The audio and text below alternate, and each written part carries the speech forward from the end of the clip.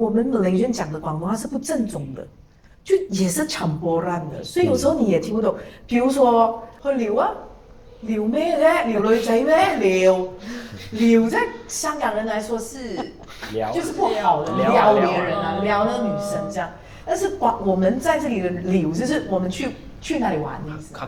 去撩啊，这样。compress 有旅遊撩，旅遊撩，很懒惰是吧？係咪真㗎？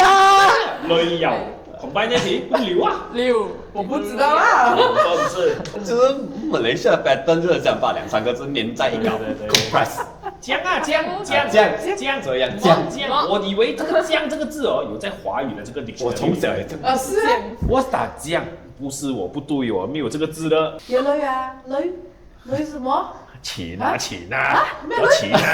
但是到一阵子，现在你知道香港人听到你讲女这个字，就知道你是马来人。哦，他立馬就給人分辨出來了，就是馬來嘅你口音咁重嘅，就他 get 到一些 words 啊，是比較我們 mix 掉的一些字。